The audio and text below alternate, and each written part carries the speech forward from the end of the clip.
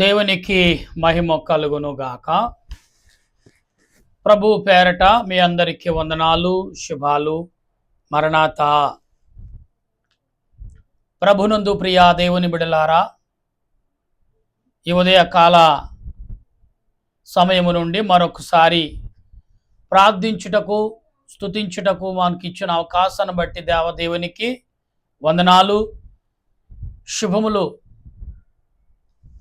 కృతజ్ఞతాస్తుతులు చెల్లిస్తున్నాను. దేవదేవునికి మీకు శుభములు తెలియపరుస్తున్నాను. బాగున్నారా? మీ అందరూ బాగున్నారని తలంచుచు మరి ప్రార్థన సమయముకు రండి, ప్రార్థన చేసుకుందాం. ప్రార్థన. సర్వ సృష్టిని నీతిని పరిపాలించుచున్న సృష్టికర్త నీ కొందనాలయ స్తోత్రాలు, స్తుతులు చెల్లిస్తున్నాం. నిత్యము పరిశుద్ధుడు పరిశుద్ధుడు పరిశుద్ధుడని కొనియాడబడుతూ, కీర్తించబడుతూ, ఆరాధించబడుతూ, నాయన నీవు కొనియాడబడుతున్నావో తండ్రి, నీకు స్తోత్రాలు. సమయములో ఇప్పుడు ఎల్లప్పుడూ పరిశుద్ధుడు పరిశుద్ధుడని ప్రతిగానములు చేయుచున్న ప్రజలు పరలోక పరిశుద్ధులతో గణపరచబడుతున్నావో తండ్రి, నీకు వందనాలు. నీదైన దాసుడిని నేను నీ లేఖనమును చేతపట్టి ప్రభా నీ ఎదుటకు వచ్చి ఉన్నాను. నీ బిడల ఎదుట నన్ను నిలిపి ఎందుకు వందనాలు చెల్లిస్తూ ఈ సమయంలో ప్రార్థిస్తుండగా తండ్రి, కుమార, పరిశుద్ధాత్మ త్రియేక దేవ నీకు వందనాలు చెల్లిస్తూ అబ్రాహాము దేవా, ఇషాకు దేవా, యాకోబు దేవా అని కొనియాడబడుతూ, కీర్తించబడుతూ, స్తుతించబడుతూ నీ నామానికి మహిమకరముగా కలుగునట్లు ప్రార్థన చేయుచుటకు సహాయం దయచేయమని ప్రభువైన క్రీస్తు నామమున అడుగుచున్నాను పరమ తండ్రి, ఆమేన్. మన తండ్రి అయిన దేవుని సన్నిధి సదా తోడుగా ఉండి ముందుకు నడిపించును గాక, ఆమేన్. ప్రభునందు ప్రియా దేవుని బిడలారా, ఈ సాయంకాల శుభములు మీ అందరికీ తెలియపరుస్తున్నాను. ఈరోజు పాఠము బ్రతిమాలుకునుట. ఈరోజు పాఠం బ్రతిమాలుకునుట. ఎలాగూ బ్రతిమాలాలి, ఎందుకు బ్రతిమాలుకోవాలి, అసలు మనుషులకు బ్రతిమాలే అవకాశం ఎందుకు వచ్చింది, అసలు మనిషికి బ్రతిమాలుకునే అవకాశం ఎలాగొచ్చిందని లేఖనములో మనం చదువుతున్నప్పుడు, దాన్ని గ్రహించుచున్నప్పుడు అనేక విధములుగా మనకు కనబడతాయి, అనేక విధములుగా మనకు కనబడుతూనే ఉన్నాయి. అయితే ప్రభునందు ప్రియ దేవుని బిడలారా,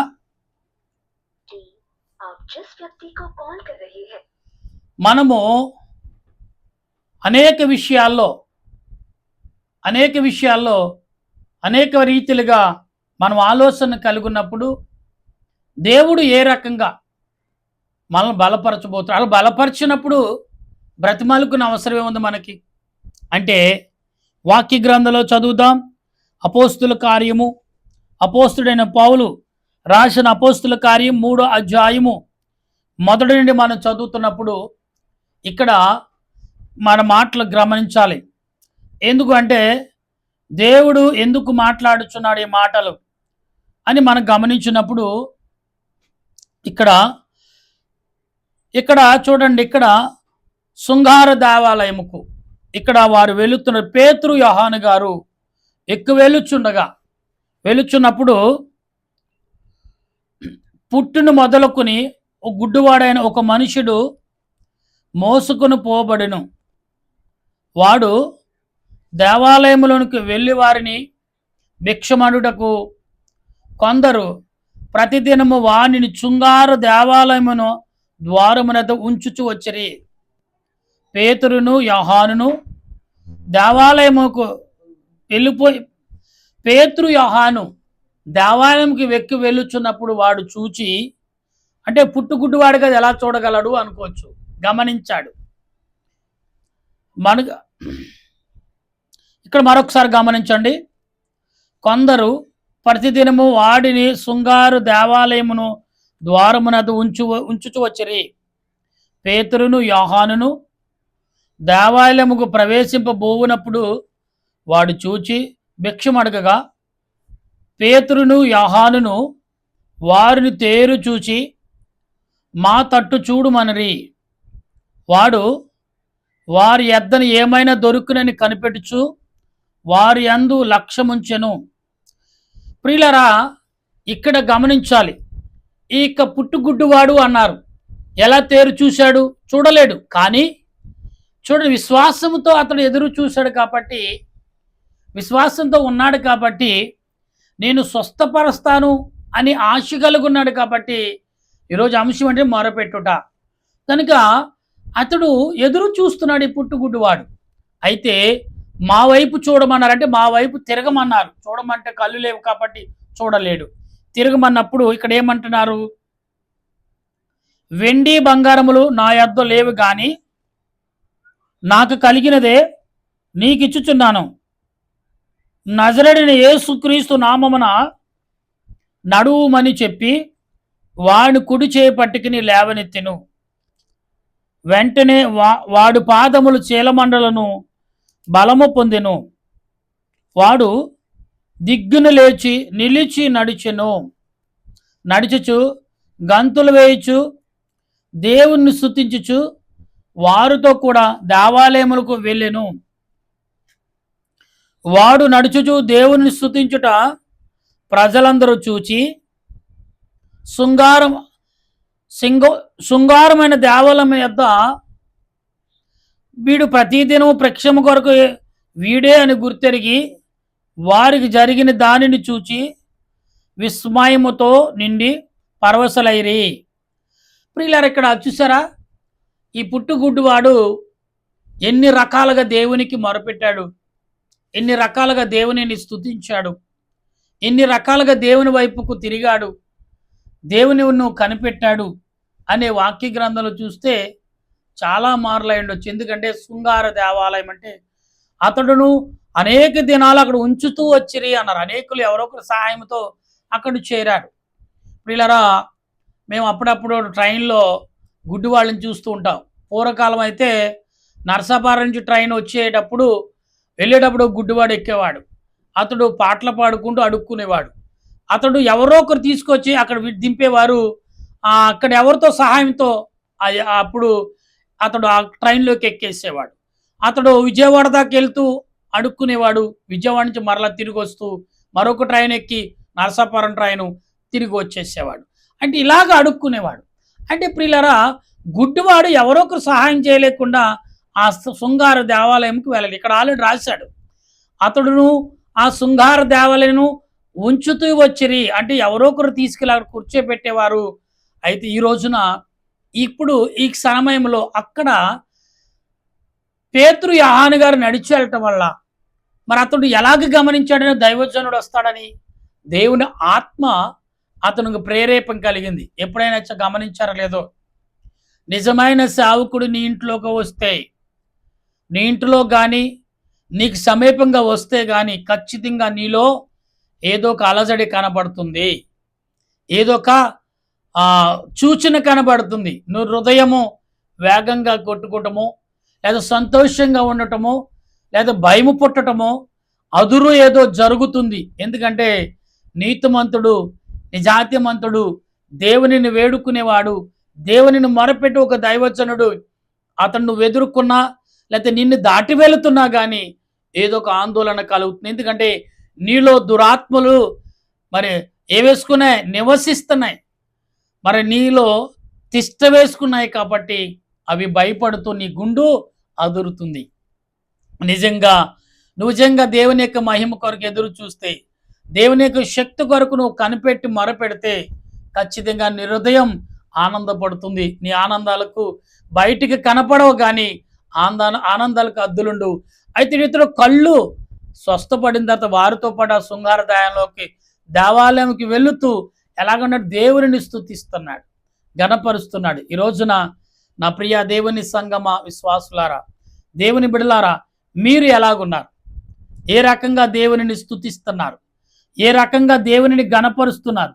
ఏ రకమైన స్థితిలో ప్రభుని గణపరచగలుగుతున్నారు? మీరు ఏ రకమైన ఆలోచనలో ప్రభు ఎడల మీరు ఆలోచన కలిగి ప్రార్థన చేస్తున్నారు? ప్రభు ఎడల ఆత్మ సంబంధులుగా మీరు ప్రార్థిస్తున్నారు. గమనించండి. మొరపెట్టడం అంటే ప్రార్థించడు. నీకు తెలియని వేదన కలిగి ఉన్నావా? తెలియని శోధనతో నింపబడి ఉన్నావా? అసలు నీ శోధన మనుషులైన వారు తొలగించలేని శోధనలో కట్టబడి ఉన్నావా? అయితే నీవు ఈ రోజున వాక్యం వింటున్నావేమో, ఖచ్చితంగా విడుదల పొందుతావు. ఎందుకంటే నీ విశ్వాసమును దేవుడు వింటున్నాడు, నీ చూస్తున్నాడు విశ్వాసాన్ని, నీ హృదయాన్ని ఆయన తూకం వేస్తున్నాడు, నీ ప్రేమను తూకం వేస్తున్నాడు, నీ భక్తిని ఆయన తూకం వేస్తున్నాడు, నీ భక్తిని వెలకడుతున్నాడు ఆయన. నీ భక్తి ఎంత బరువైనది, ఎంత శక్తితో నిండింది, ఎంత బలముతో నిండింది, ఎంత ఆత్మ బలములతో నువ్వు కూడి ఉన్నావు అనేది దేవుడు పరీక్షించబోతున్నాడు. నా ప్రియ కుమార్తె కుమారుడా, ఎన్ని సంవత్సరాలు చిన్న పుట్టుగుడ్డువాడు అంటున్నారు ఇక్కడ. మరి దైవజనుల ద్వారానే స్వస్థపడిన విషయమును మనం చూస్తున్నాం. అదే అపోస్తుల కార్యం మరి ఒక వచ్చిన మనం చదువుతున్నప్పుడు అపోస్తుల కార్యం 5వ అధ్యాయంలో మనం చదివితే ఇక్కడ 5వ అధ్యాయము 15వ వచనంలో ప్రభు మాట్లాడుతున్న ఈ మాటలని మనం ఒకసారి గమనించినప్పుడు ప్రభు ఏం మాట్లాడుతున్నారు అని మనం గమనిస్తే ఇక్కడ అనేకమైన విషయాలు మనం గమనించాలి ప్రియులారా. ఎందుకు అంటే దేవుడు ఏ రకంగా నిన్ను ఏ రకంగా బలపరచబోతున్నాడు మనం గమనించినప్పుడు ఇక్కడ అందుచేత పేతురు వచ్చుచుండగా జనులు రోగులను వీధులలోనికి వచ్చి వారిలో ఎవరి మీదైనను అతని నీడైనను పడవలనని మంచముల మీదను పరుపుల మీదను వారు ఉంచిరి. మరియు ఇక్కడ నుంచి గమనించాలి, ఇక్కడ పేతురు గారు, యేసుప్రభు కాదండి, పేతురు గారు అంటే ప్రభుతో పాటు నడిచిన పేతురు గారు ఏమనుకున్నారు ప్రజలందరూ, ఆయన నీడైనా మా మీద పడుతుందేమో. చూసారా ప్రియులరా, దేవునికి ఏమని అడిగారు, అయ్యా నీ వచ్చి మమ్మల్ని స్వస్థపరచకపోయినా నీ దాసులు ఉన్నారు ఇక్కడ, మీరు ఎలాగ పరలోకి వెళ్ళిపోయారు కాబట్టి మీ దాసులు నీడైనా మీ దాసులైనా మమ్మల్ని తాకితే మేము స్వస్థపడతామని ఎంత భక్తితో వారి ప్రభువుని అడిగి ఉన్నారండి, ఎంత విశ్వాసంతో ప్రభుని కోరి ఉన్నారండి, ఎంత ఆలోచనతో ప్రభుని వేడుకున్నారండి వాళ్ళు, ఎంత శక్తితో ప్రభుని బ్రతిమాలుకున్నారండి వాళ్ళు. నా ప్రియమైన దేవుని సంగమా, దేవుని బిడ్డలారా, గమనించండి సాయంకాల సమయంలో ప్రభు ఏమంటున్నారు, ప్రభు ఏ రకంగా నీకు ఆదరణ కలిగిస్తున్నారు అనే విషయాల్ని మనం గమనించాలి. ఈరోజు ఏం మాట్లాడినా ఏమండి ఏదోటి శోధన వస్తూనే ఉంటుంది మనకి, జయించడానికి ఎన్నో రకాలు మొరపెడుతున్నాం, కానీ మొరపెట్టే సమయంలో మనం మొరపెట్టట్లేదు. ఇక్కడ పేతురు గారు వెళ్తుండగానే ఏమి జరుగుతుందని ఆశపడుతున్నారు.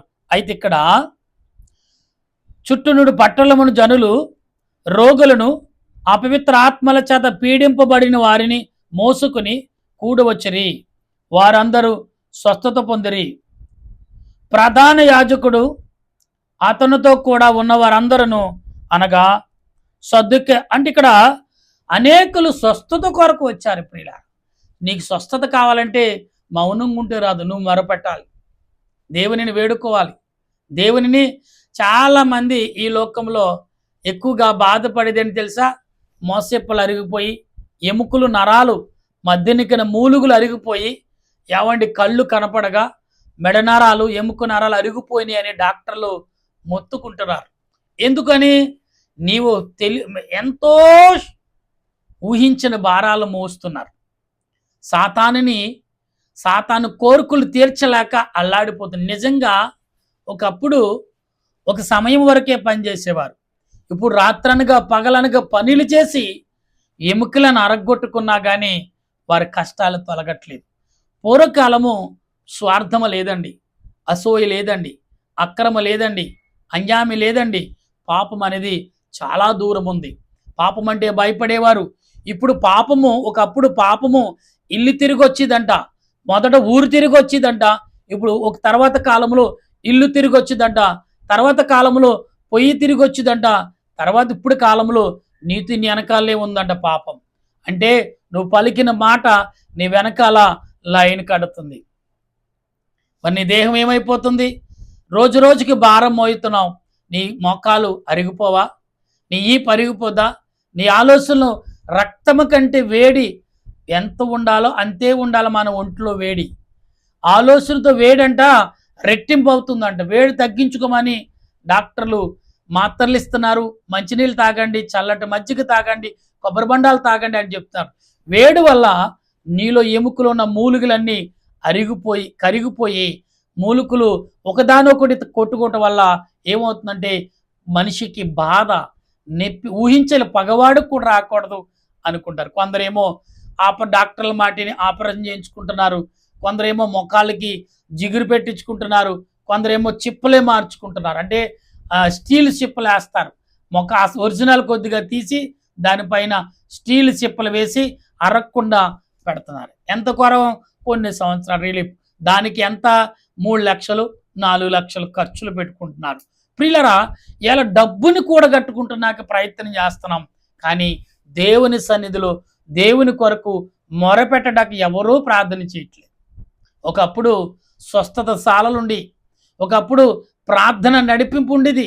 కొన్ని దేవాలయంలో రోగులు 7 వారాలు పడుకుంటే, 7 నెలలు పడుకున్నా, 7 వారాలు పడుకున్నా, 7 రోజులు పడుకున్నా, ఇలా కొన్ని రోజులు పెట్టుకున్నారు. అక్కడే ఉంటూ, అక్కడే పడుకుంటూ, అక్కడ రాత్రనగా పగలనగా ప్రార్థన చేసి కన్నీటితో వారు పాపాలు కడుక్కున్న వారు ఎందరో స్వస్థపడిన దాఖలాలు ఉన్నాయి.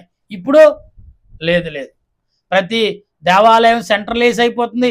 దేవాలయంకి వెళ్ళి కన్నీరు కార్చి ప్రార్థన చేసేవారు ఎవరో కనిపించట్లా. వెళ్ళటం, కూర్చోటం, ప్రియులారా, మోకరించి ప్రార్థన చేసేవారు లేరు. ఎందుకంటే మొఖాల్లో శక్తి ఉంటే మోకరిస్తారు, కండనరల్లో శక్తి ఉంటే మోకరిస్తారు. మొరపెట్టి ఆలోచన లేదు.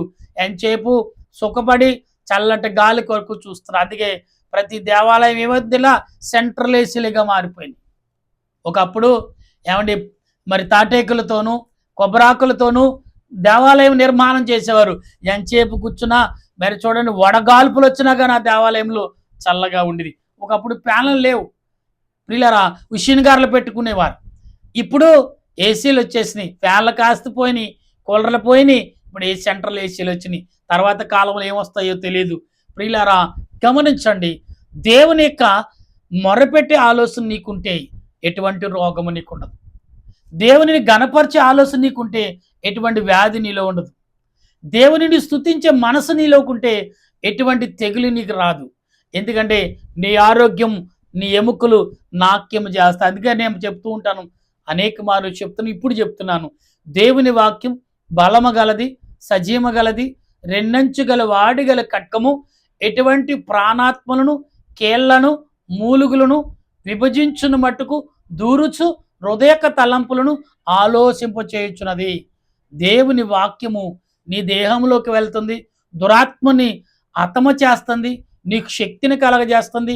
ఎముకలు మూలుగులో కూడా వెళ్ళి దాని యొక్క జీవ దారం, దాని శక్తిని పెంపారము చేసి నీకు బలమును చేకూరుస్తుంది.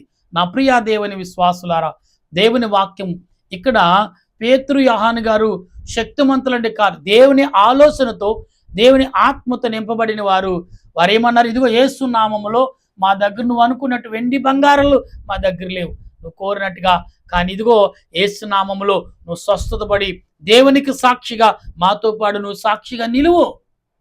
ఇవాళ సాక్ష్యం అనేది ఏ కుటుంబంలో కనపడట్లా. ప్రతిసారి సంఘాల్లో సాక్ష్యాలు చెప్పేవారు, సాక్ష్యం చెప్తే సమయం చూస్తున్నారు, ఇంకా ముగించట్లేదు ఈయన, సాక్ష్యాలు లేవు, సాక్ష్యం చెప్పే సమయం లేదు సంఘాల్లో. ఒకప్పుడు సాక్ష్యానికి 2 గంటలు 3 గంటల సమయం ఇచ్చేవారు. వాక్యము కొద్దిగానే ఒక అరగంట సేపు వాక్యము. సుమారు అప్పుడు దేవాలయంలో ఉదయం 9 గంటలకు మొదలు పెడితే మధ్యాహ్నం 1 గంట వరకు కూడా 4-5 గంటలు ప్రార్థనలోనే గడిపేవారు. ఎక్కువ మోకాళ్ళ ప్రార్థన ఉండేది. ఇప్పుడు మోకాళ్ళ ప్రార్థన పోయిందండి. కూర్చులో ఒక లేచిన కుర్చీలు ఖాళీగా ఉండేవి, ఇప్పుడు నేల ఖాళీగా ఉంటుంది, కుర్చీలు మాత్రం నేల నిండా నిండిపోతుంది. మోకరించేవాడు కొదువైపోయాడు. ఎందుకంటే శక్తి లేదు. శక్తి ఉంటే, మనిషికి శక్తి ఉంటే మోకరించగలడు, మోకరించాలండి. ప్రియులరా, మీకు సంగతి చెప్పన, ప్రార్థన చేస్తున్నప్పుడే ఎక్కువ జామున పరుపు కంటే నేల మీదే పండుకోవాలనిపిస్తుంది నాకు. ఎందుకంటే మరి అంత ఆనందంగా ఉంది. అంటే దేవుడు అంటున్నాడు, అని నా దేహము సరాజు చేయబడి మా నేల మీద పడుకుంటే మరి 50 ఏళ్ళ వయసు వచ్చింది, నేల మీద పడుకుంటే లేకడానికి ఇబ్బంది, కానీ చురుకుగా లెగిస్తున్నాను. ఎందుకంటే ప్రార్థన అనేది మోకరించి ప్రార్థన చేయటం వల్ల నాలో ఏమవుతుంది? ఆత్మబలం పెరుగుతుంది, శరీర శక్తి పెరుగుతుంది. ఇప్పుడు 50 ఏళ్ళ వయసు అంటే 52 సంవత్సరాలు అంటే ఎవరైనా నమ్మట్లా. ఏంటి, నేను గొప్పవాడని చెప్పట్లా.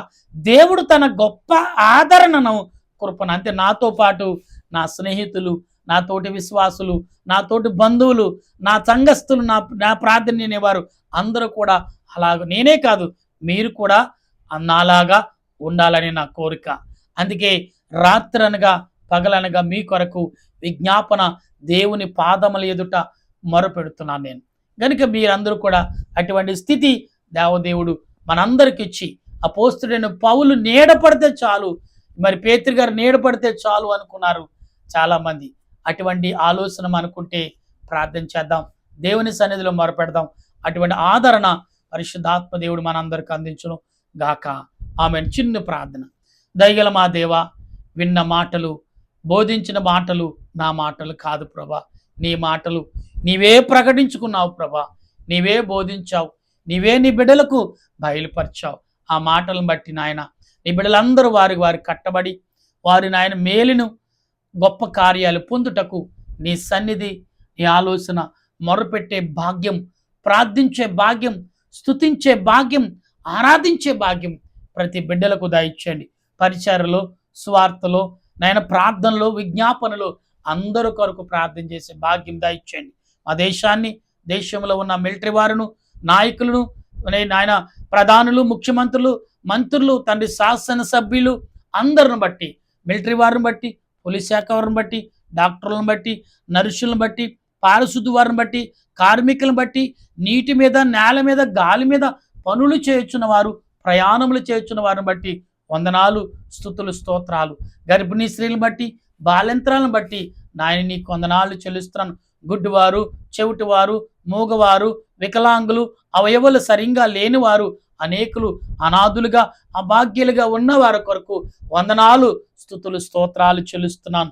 దీనుడిని, అల్పుని, అయోగ్యుని ప్రభా, ఏ జీవుని, మానవుడిని దేవుడు దీవించలేదని, మతము లేదు, కులము లేదు, అందరూ సమానులే అని యెహోవాయందు ఆయన నీడలో జీవించుతున్న నీ బిడ్డలైన మేమందరము కూడా ప్రభా నిన్ను స్తుతించి నీ సన్నిధిలో మొరపెట్టగల శక్తిని అందించమని మా ప్రభువును రక్షకుడైన యేసుక్రీస్తు యొక్క దివ్యమైన నామమున అడిగి ప్రార్థన చేయుచున్నాను పరమ తండ్రి, ఆమేన్. పరలోక మా పరమ తండ్రి, నీ నామను పరిశుద్ధపరచునుగా, నీ రాజ్యం వచ్చునుగా, నీ చిత్తం పరలోకమందు నెరవేరినట్లు భూమి యందు నెరవేరునుగా.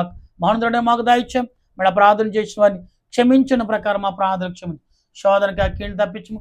రాజ్యము, శక్తి, మహిమ నిరంతరం నీవు నావు తండ్రి, ఆమేన్. యేసురక్తమే జయం, అపవాదికులం ప్రవేశరక్తమే జయం, అపవాదికులం ప్రభు సంపూర్ణ విజయం, అపవాదికి అంతకం నాశనం. హల్లెలూయా, హల్లెలూయా, స్తోత్రం, స్తోత్రం. ఆమేన్, ఆమేన్, ఆమేన్. మన తండ్రి అయిన దేవుని ప్రేమ, త్రియేక దేవుని కృప, పరిశుద్ధాత్మిక ఆదరణ ఇప్పుడు ఎల్లప్పుడు సదా తోడుగా ఉండి ఆయన రాకడకు సిద్ధపరుదుముగాక. ఆమేన్, ఆమేన్, ఆమేన్. మీ అందరికి వందనాలు. మరణాతా.